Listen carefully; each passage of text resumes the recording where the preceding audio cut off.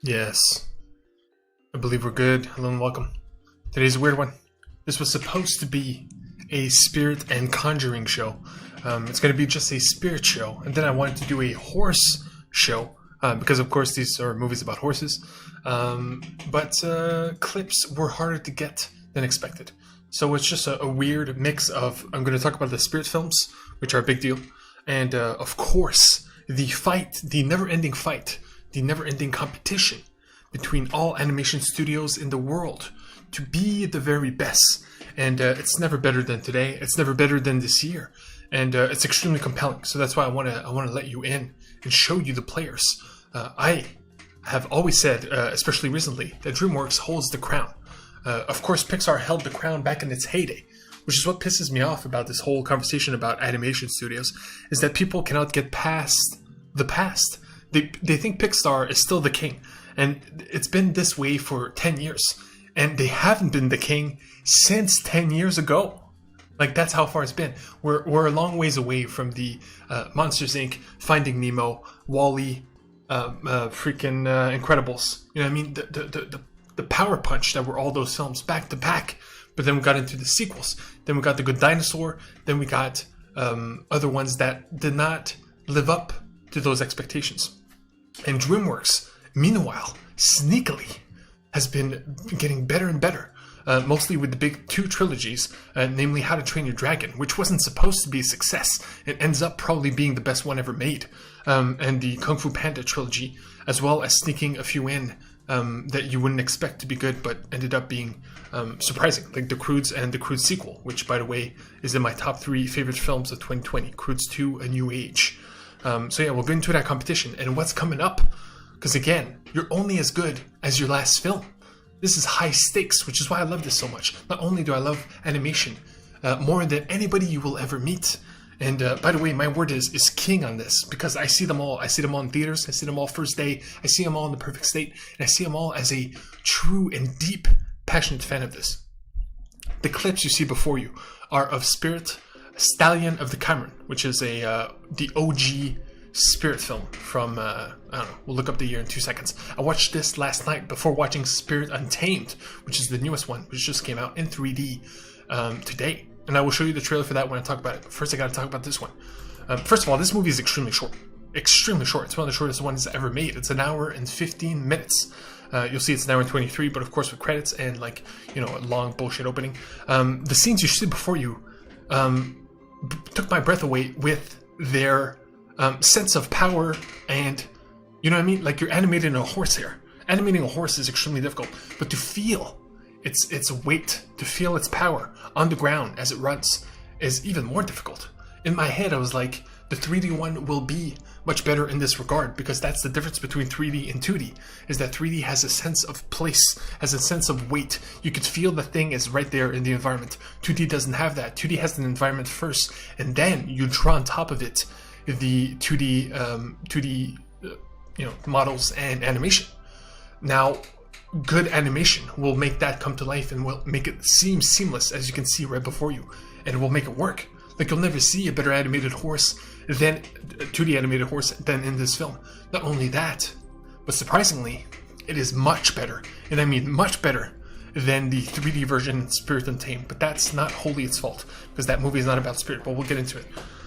So yeah, first of all, here we go, baby. We got lots to get through. I got lots of tabs, lots of clips, lots of thoughts. So it should be fun. So yeah, Spirits, Stallion of the Cimarron. When I saw it, like, it's been a while, like more than 5 years ago, at least, because I forgot most of it, I give it an 8. That 8 stands. So it's still an 8 out of 10. It does not go above. It does not go below. Okay, this movie came out in 2002. So we're in 2021. So that's 19 years ago. Insane. Okay, insane. And of course, Spirit Untamed came out just today. Crazy that it's not a sequel, first of all. Very important. It's kind of in the same universe. What's cool about the first movie and the newest movies is that this is Wild West times. The coolest aspect is not even explored in Spirit, Stallion, and the Cimarron, in that it's the first contact. You know, we dream of meeting aliens. We dream of first contact, of them coming down, the handshake, right? This is what's cool about this film, and it's not really explored, but this is the first contact of a wild horse in America, meeting a human being for the first time ever. That's inherently cool. Just that idea, you know what I mean? Considering how like they were tamed afterwards, right? The Wild West is known for its horse riders, but before that, they were just wild horses. You know what I mean? And there's a unique dream of that. It's one of those weird dreams of mine. You know, we all have weird dreams when we're young, either to be a fireman or something crazy, right? Be famous or whatever. I had two weird ones. One is being a oceanographer, which is exploring the abyss and stuff like that. And the second one was owning a horse, having a connection with an animal that is not only can kill you at any instant, is a humongous, powerful beast. But once you create that bond, you know, being able to ride that horse anywhere is something extremely cool. Not only was it back in the day when it was necessary, and it was not only, you know, it was the mode of transportation. It was the car of the 1970s. You know what I mean? But damn, not 1970s, the 1700s. But that connection is what is really what's beautiful. And Spirit, of course, is a horse that cannot be tamed.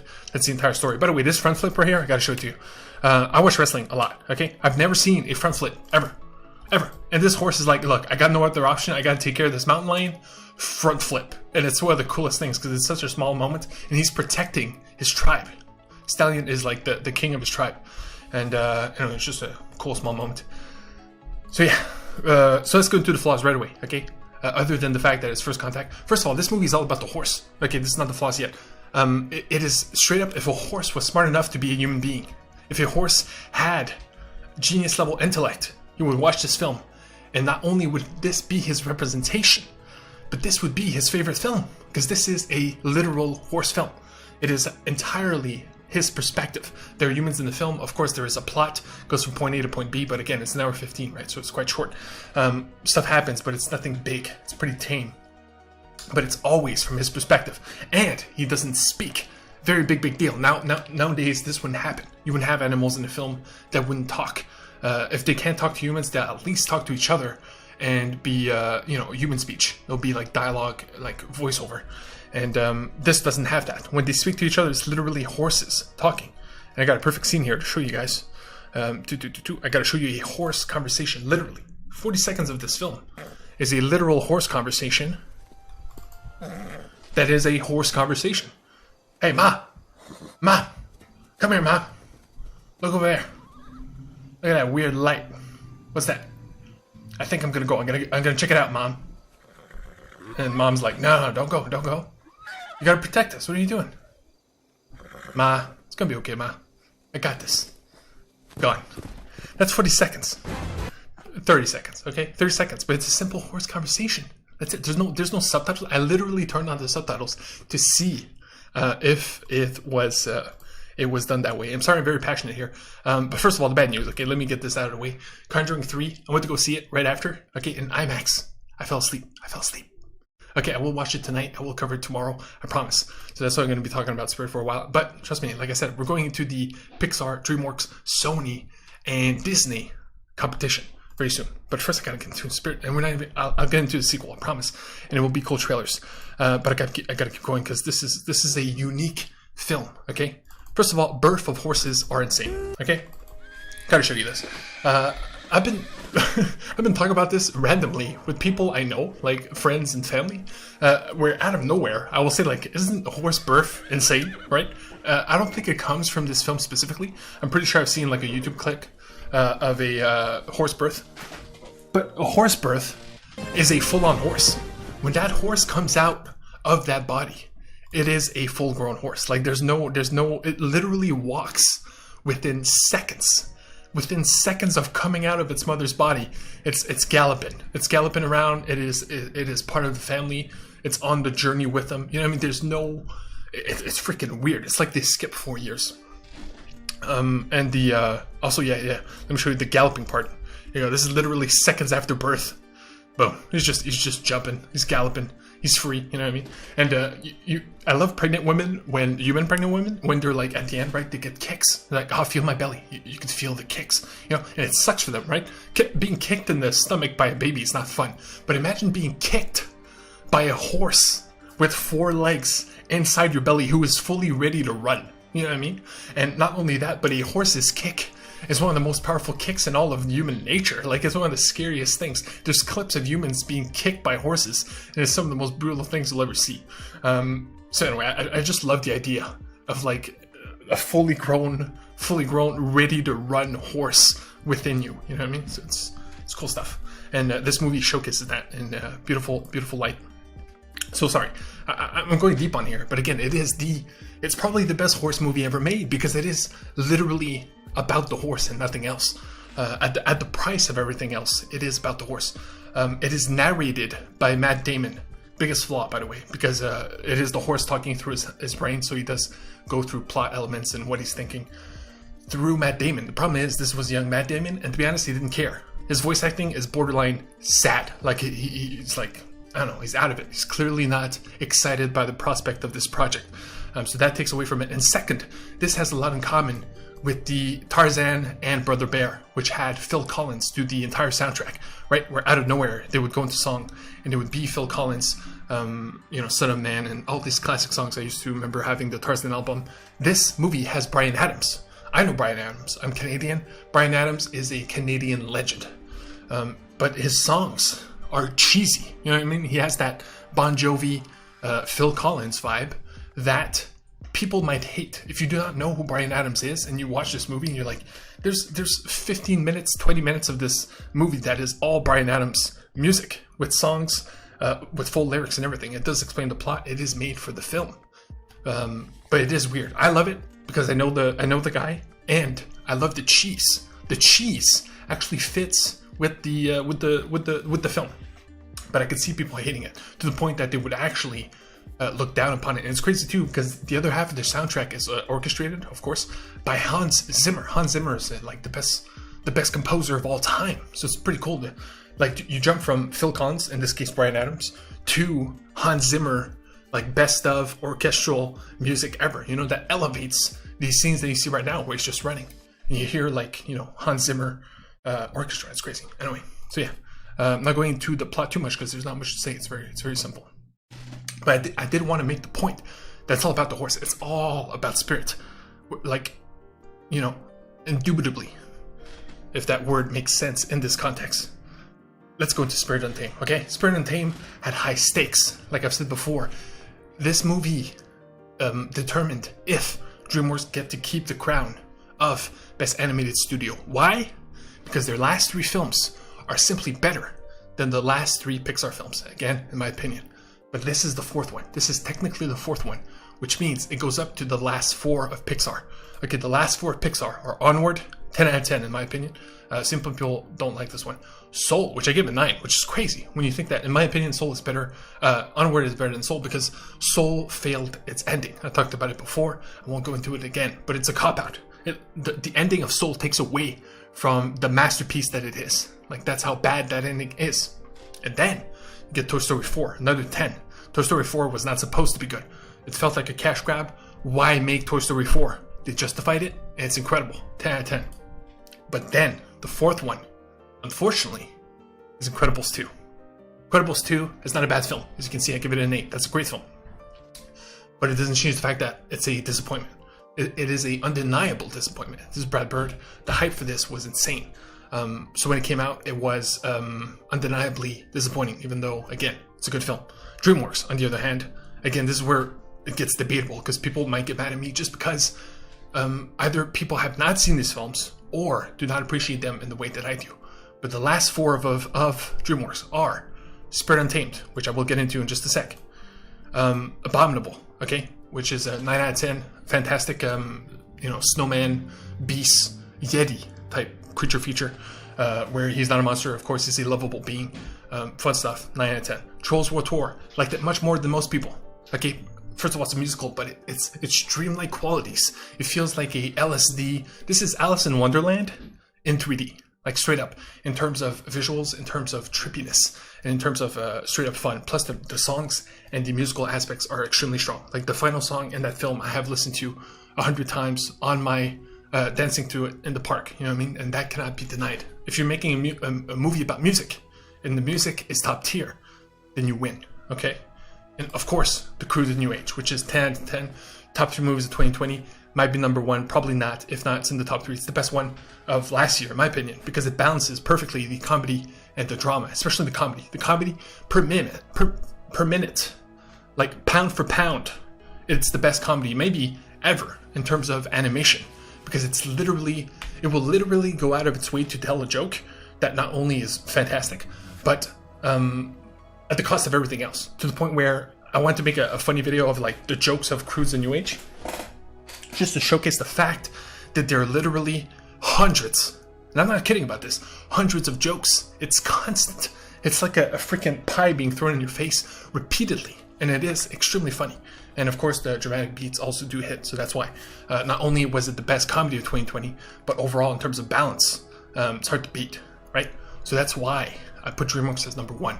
Of course, right here, we got hard competition, right? We got the Mitchells versus the Machines, which came out a month ago. I give it a 10. Not only is it a 10, but as far as now, it is the best animated film of 2021 so far, right? We got Luca in 2 weeks. We got others, which I will show you. The problem with Sony is that Sony comes out with one a year. The last one they made was the Lego Movie 2, Part 2. And I like the Lego Movie Part 2, but come on now. Like, a perfect example is up here, the poster from the humans that brought you Spider-Man Enter the Spider-Verse and the Lego Movie. Those two are masterpieces. Masterpieces. But the thing is, you have Lego Movie 2 in between, right? So that means Sony right now is not the winner, right? Because of those past films. And then finally you got Disney. Disney, same thing. Raya and the Last Dragon came out 3 months ago.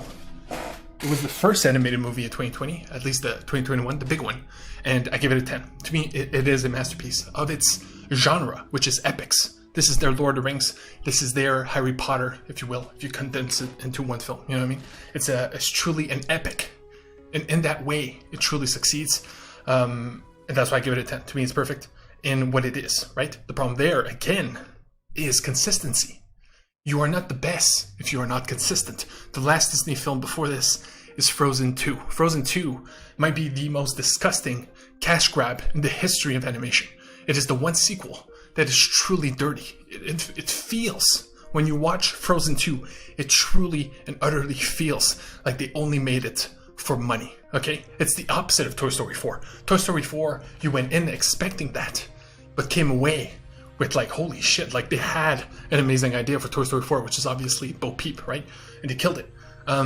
But Frozen 2 is just like, they had like, 16 writers and like clearly a toy line ready, you know what I mean? It's like, it's dirty. Like it feels like you need a shower, you know what I mean? And it's so bad. Disney can't be in the running. But that's what's beautiful about this competition, is you're only good as your next film. So the next Disney film, the next Sony film, which is, by the way, Hotel Transylvania Transformania, which is coming out in 2 months, will determine who's the next champ, right? In the same way, Spirit will determine if DreamWorks is currently holding the crown still. So right now, I will show you the trailer because I know it's a hard sell. Okay, I know it's a hard sell. And I know I'm like, I'm one of the weird ones that would go day one, early in the afternoon, to go see an animated film because there's nothing better. To me, it's magic. To me, it's the one true thing that is still magical in the world. That and like a truly great video game where that truly like takes you away. But that magical, it's a thing I chase. I chase magic. And even real life magic I know is bullshit. You know what I mean? Like we try to see the seams, but when I watch a great animated film, it takes me away where like I cannot believe how they made this happen, like how it all works. I could look it up, I could do my research. There's YouTube channels that are built upon showing you like animators react to animations and stuff like that, and they will explain how this stuff is made. But I would never want to know because it's magic. It's true me. So here we go. Sorry for the long preamble. Spirit Untamed, I had to, especially talk about the first Spirit. First Spirit is all about the horse. It's all about, it's literally a horse movie, the best horse movie maybe ever. It's still an 8. This one, the horse is barely in it. I know, it's crazy. You're going to call the movie Spirit, you're going to make a sequel 19 years later, and the horse is not even the focus? Oh, the first 10 minutes, I was like borderline upset. I was like, man, like, especially after seeing all the beautiful animation in 2D and like thinking to myself, man, like 19 years later, what can they do with the horse? What can they do with, you know what I mean? Especially in 3D. But that point is probably the most disappointing. What is incredible though is that if the movie's not about a horse, but it's still in the Wild West, what is it about? It's about a rich girl, a rich city girl who has to move back to the country to meet her father. So she, first of all, her mother's dead. This is no spoilers. This is like literally the first 2 minutes of the movie, okay? She lives with her aunt and her rich grandfather in the city. So she is a preppy city girl. Goes back to the country and meets her father, who is extremely awkward. Her father is played like Jake Gyllenhaal, is probably the most awkward man in the Wild West ever. He's like a weird scientist inventor. And he has obvious bias against horses because of, anyway, things. Again, I can't go into spoilers. So, if you're making a movie about a preppy girl who goes to the country, who connects with a horse, right? The Spirit, the first one, is unequivocally a horse film. It literally sacrifices everything else to be a horse movie. This is the same thing, except it's for ladies. It is for women. This is one of the, if you're a woman, okay, and you watch this film, this movie is made for you, especially young ones. And I love it because I thought I would be alone in the entire theater. And luckily, there was two families with me. There was a guy and his son, and there was a family in the back with a young child. I mean, like babyish, like 2 to 4, because you know, the way they speak is baby-like. By the way, this trailer I watched, and the spoilers are not too bad, so that's why I'm showing it to you. Man, the parents were perfect because the kids were extremely respectful. But kids would not be respectful if they were bored. This is just natural. If you have a kid, you babysit a kid. This is the law. If a kid is bored, he will let you know. Okay, he will let you know. And not only were they quiet the whole time, but they were, I couldn't hear them, not a peep. And when the movie finished, everybody stayed seated. And I knew for a fact that these kids needed to use the bathroom. The only reason anybody stays seated after the film has ended, and I have said this before, is if the movie has such an impact, you cannot get up. You have to take it in. You have to take seconds or minutes to like decompress, to be like, whew, you take in the movie and then you decompress and then you can leave, right? And these are little kids. And they're not girls, mostly. I believe most of them, at least. I know there was boys in there. So not only is it a movie about girls, not only were kids and myself in the room truly compelled by the film the whole time, but they still hold the crown. They still hold the crown, okay? Now, people don't like this movie. I do not know why, okay? Please, but look at me right in the eye, okay? I would never lie to you. I would never, ever. And this competition, I take it so seriously, okay? It's not like I have a bias for Dreamworks. If anything, it's the opposite. I did not want them to fail because they do love How to Train Your Dragon and Kung Fu Panda, and they have the volume over Pixar. That's the thing. That's the advantage Dreamworks has over everybody else, is they release 2 movies per year, while the others release 1. That's just how it be. That's how it be for years, except for last year, where Pixar actually caught up and released 2. This year they might do the same. We'll see. So yeah, it was high stakes. They did it. They did it through a amazing story about empowering women. Okay, and the beauty about the women part of this film is that the main character is a girl, right? And she is, let's say age-wise, right? It's tough because it's I don't know ages, right? So let's go 9 to 14. She doesn't hang out with adults. There is no adults in this story. There's no boys in this story. She connects with, you see these other girls in the trailer, with other girls her age that are like 9 to 15 again, and that are completely different. There's a black girl, which, by the way, no racism here. By the way, no guns in this story. Guns are in the first one. I'm not saying they're making a statement or anything, but I think they're making a conscious decision to not have guns in their story, which is a ballsy choice considering this is in the Wild West.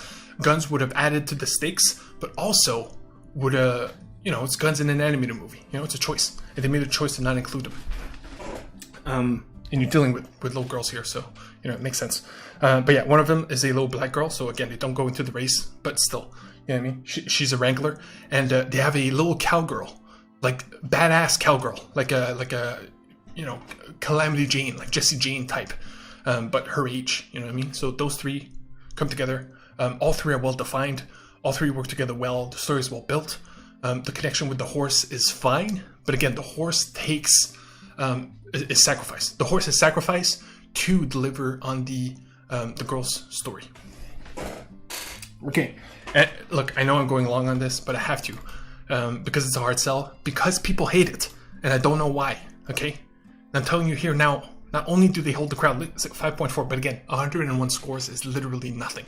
There will be 5,000 scores in a month. Okay, but as far as I'm concerned, not only do they still hold the crown, not only is Spirit Untamed fantastic, it is better than the first one in my opinion, because of the connections. There's no like bullshit music. The flaws are so small and they do not take away from the film, while the first one's flaws do.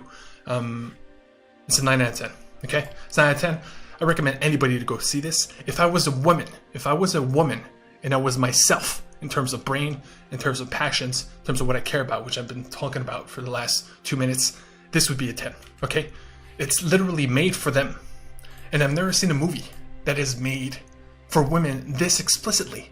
If there's been women leads, there's been princesses, but not only do they take a backseat most of the time, but they're never the focus, never. And this is entirely about that. Even the connection with Spirit, even Spirit himself, is secondary to this girl's issues, her growth, her friendships, and everything that happens to her. And that cannot be understated. There's never been an animated movie explicitly made for women in the same way. There's never been a horse movie in the first one that has been explicitly a horse movie. If horses were smart enough to watch that first film, they would love it in the same way. I truly believe little girls, or even women in general, would connect to this one. Not only is it proven by the people staying in their seats, including a mother and her young boy, but by the power of the emotion it brought to me. I do not score things by my brain. If I were to nitpick films, right, I would look at flaws. Like, this is slightly lower budget than most DreamWorks films. It's not like, you know what I mean, it's not going to blow you away in any aspects. It's still a similar, damn it, what's the word? It's still a small scale story. You know what I mean? It's not an epic. Raya is like 100 times more epic. You know what I mean? But its value and its place is as important as the place that the first one holds. As a horse movie, this one is a women-driven, empowering tale. And that's why DreamWorks still holds the crown. That's only because of Incredibles 2. If Incredibles 2 wasn't this bad, which is not bad, again, it's an 8. That's how it goes. The last 4 films versus the last 4 films. It's that simple. And that's how it goes, and that's why it still wears the crown. The beautiful thing about this is that the competition continues in 2 weeks. Luca comes out June 18th in like 10 days. 14 days to be exact. That is exactly 2 weeks. So in 2 weeks, DreamWorks comes in the ring, baby. Here comes a new challenger. And again, who holds the crown? It is forever and never ending. That's what's beautiful. Competition breeds excellence. Everybody has to raise their game. Everybody has to deliver. And if you don't, you have people like me that will come out and point it out. And I love this because these mini competitions are in everything. They're in anime, they're in drama, television, they're in animated movies. Of course, pick your battles, pick your best fights. My best fight is this one because it's so compelling. So yeah, it continues in 2 weeks. I will cover it all. And of course, Hotel Transylvania comes out in like next month. So that will be Sony's take. Again, like I told you, Spirit is amazing. It's 9 out of 10, but it's not as good as Mitchell's versus the Machine. It's not as good as Raya and the Last Dragon. These are facts, right? But it doesn't take away from it's a great film. Truly great. And do not listen to the critics, okay? Those people are paid to nitpick. They're paid to see bad movies. Never forget why I score things so high. It's because I don't watch bad movies to begin with. I do not become jaded. I do not see the flaws in things. If anything, I'm an optimist. And I grow. I'm driven by emotions. Of course, I went into this movie in a state. I was extremely pumped. You know, that excitement cannot be matched, right? But if it was bad, I would have told you right then and there. And I would not have felt what I felt. I laughed multiple times, laughed out loud, and I cried more times than I could say, which means I lost count. Okay, that's a big deal. That's, you know what I mean. That's a 9, undeniably, in my opinion. So yeah, Spirit. Hard sell, right? I don't even think it's available like on demand. Like you have to go to the theater. And it's hard for me to say go see Spirit instead of Nobody or Judas and the Black Messiah or freaking A Quiet Place Part 2, right? Like those movies are, but it's there and it's incredible. So there it is. Sorry about that. Again, the passion when it comes to animation bleeds. You know what I mean? If you cut me, animation stuff would come out. Boss Baby is the next DreamWorks movie, which is what I'm saying. You're only as good as your last film. So the next film is Boss Baby 2. We cannot imagine Boss Baby 2 being good. We literally can't. I literally can't. Boss Baby 1 is not a horrible film, but it's certainly not a great one. So literally, they will lose the crown. Like, right, as it stands, Luca's coming out, right? Hotel Transylvania's coming out. By the way, not the same director, right? So we'll see. But just the fact that Boss Baby is the next one means they're probably losing their crown. They're probably losing the top spot. But you never know. That's the beauty of it. We never expected Croods 2 or Trolls World Tour to be this good. And they are. Which is why they're the king. So you never know. Boss Baby 2, what's it called? Family Business might be a masterpiece. That's the beauty of this competition. You never know. You never know. But chances are they'll lose. You know what I mean? So we'll see what Luca. I'm super pumped for Luca. And we'll keep going. Sorry, I forgot to tell you what the main event is. We got some Angry Mantis. And I got this horse going to the blacksmith. So because I fell asleep through Conjuring. By the way, Conjuring in IMAX. And I fell asleep. Like look, it's on me, right? But it's an IMAX. It's literally the loudest possible room. So the fact that I fell asleep that feels wrong, not only on my part but on the film's part to keep my attention. And it's not like I lack that much sleep. Okay, I literally watch probably half an hour of the whole film. But yeah, luckily this one is available on HBO Max, so we'll watch it here. Okay, I'm not gonna pay again to go see it in theaters. And judging from the beginning, it looked like the fun one. It looked like what if we go crazy with it, right? And to me, that takes away from The Conjuring, because The Conjuring is based on true stories, is based on real events, even though, of course, they exaggerate them for entertainment value. So yeah, I'll cover this tonight instead, as well as Memories of Murder tomorrow. This one is in the theater. This one is highly praised, so the chances of this one being bad is almost impossible. So I'll cover both Conjuring and Memories of Murder tomorrow. Pretty pumped about that. So yeah, the fight never ends. Spirit Baby, you delivered, and thank you. Seriously, this score pisses me off, and it's not just this one. It's the Rotten Tomatoes one, and to be honest, it's the kind of thing where I'm like, the magic that I feel, they do not feel anymore. That's what makes me sad, and that's what justifies my existence in terms of watching what I watch. I watch everything I watch because it is well received, because it is known to be something guaranteed of value, which is why I never waste my time. I will never waste your time. That is the basis of my life. So to see people that watch this film and do not have the emotions I felt, or the people that in that room felt, even though it wasn't for them, is sad. Makes me sad for adults. Makes me sad for jaded human beings, and it's something I wouldn't wish on anybody. So please go into this movie open-hearted and open-minded, and it won't let you down. And if you have a lady, if you have a girlfriend, if you have a niece, if you have a daughter, please, this is their movie. This will affect their life for the better, literally. And that's why it's so good. And the same way the first one's a horse movie, this one is a ladies movie. So here we go. Angry Mantis Squad. Sorry again, had to go long. I only go long if I have to sell it hard. And I knew I had to sell it. So there's just mantises, man. They're just chilling. And this is their defensive poses, or at least I'm guessing. By the way, this whole time has music been, yeah, it's okay. So yeah, they're just standing there. And the fact that they're frozen, by the way, they do move. The guy does flick him or whatever. But what were they doing? This looks like a drug deal that has been caught, you know what I mean? The human being filming this is like a snitch and caught you. I caught you selling drugs. What are you doing?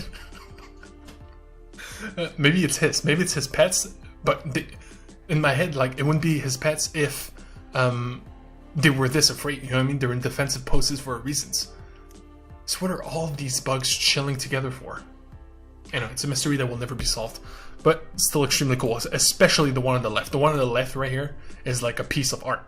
Literally, you could take a picture of this, put it in a museum, and it would fit. Everybody would be blown away by what this thing looks like. It looks like it has a galaxy in its shoulders, right? Like, it's insane. Like, it looks like a freaking... Look at that thing. Wait. I need it in focus. Damn it. But you know what I mean. This part right here, the shoulder. Galaxies. It's insane.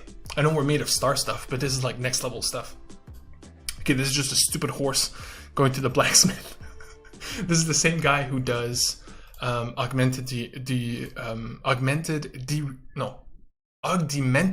reality. I showed it to you last time. Like fantastic stuff right here, right? So yeah, it's just a 14-second clip. Nothing to say really. It's just like a funny bit. Going to the blacksmith, go get some shoes. Going to the blacksmith, go get some shoes. That ending always gets me. He's going to the blacksmith to get some shoes, and this is what you get. I love this stuff. It gets me. So that's it, folks. I know it's a weird show. Tomorrow will be more exciting, and just by virtue of being... Oh yeah, and by the way, no, there's a last minute event. Sorry, I forgot about this. I wanted to do a horse show where I show you all the best horse scenes in history. Thing is, downloading them all took more time than I expected. But this is one of them. This is from 28 Days Later, which is one of the best zombie movies ever made. Because this is the first one that introduced fast zombies. This is the one where they started running. I know it's crazy to think that, you know, zombies never ran before, but this is it. And the movie looks like shit, but it came out in like 2000. I think literally the movie looks like shit on purpose. Like, this is as HD as it gets, and it still looks like the worst movie ever filmed. So I don't know. It's a weird choice. But here you go. This is one of the best horses scenes of all time. Like a family. Do you think they're infected? No.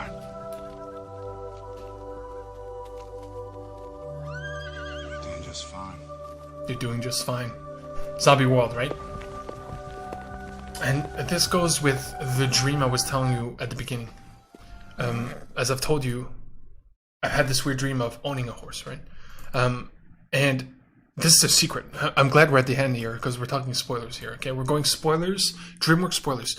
Dreamworks has been sneakily sneaking in a message in its last few films. Starting with How to Train Your Dragon, The Hidden World, which is the last one, okay? The third in the trilogy. The ending of that film, the message, is also in both Spirit films, which is mostly of free, damn it. Okay, this is full spoilers, folks. Okay, spoilers, kind of. Free wilderness. Okay, for these horses to be free. Isn't that the most beautiful thing? The most beautiful thing is not having a connection with a horse, to have it be yours and to have it allow you to ride it, and you know what I mean. It loves you and you feed it and etc. No. Isn't the true beauty is that the horse you love, the horse you give your life to, the dragon you give your life to, is more beautiful being free. Isn't that better? Right? This is why I had to give up that dream. It's a simple fact, right? Wouldn't it be cool to have my own horse and, you know what I mean? Like, it's mine, right? But no, it would be much cooler if that horse would be free. If I saw it like you saw in that zombie movie, in the same way Spirit, the whole movie, goes back to his family. He's the protector of his pride. He has 12 horses that look up to him and for his protection, right? I don't care if I tame Spirit and me and him connect, and it's a beautiful thing, and you know what I mean. It's like the most important thing in my life. It's not in his. He's only mine because I feed him. He's only mine because he respects me. But of course, he would rather be free in the same way, you know. Anyway, it's a choice. And it's a thing they snuck in that they don't have to do. They literally do not have to do that. They made that conscious decision, and they have done so in multiple films, to the point where it feels like they're making a stand. You know what I mean? It's like literally picking a side. And I've never seen an animated studio go that far into, like, I mean, it's not politics or anything. It's nothing big, right? But it is saying domestication, in certain regards, is not worth it. That's a ballsy take. It's a ballsy take. I respect it, and to be honest, I agree. And those movies made it so. You know what I mean? You watch those movies and you cannot deny that message. Of course, you got to think about it, and you got to see multiple films to like truly like be like, oh shit, that's what they've been saying the whole time. But so yeah, no to domesticating truly wild animals that should be free, and I agree. So until next time, horror movies next, Adventure Time soon, other things as always. Love and respect, Spirit, Dreamworks, you did it. Until next.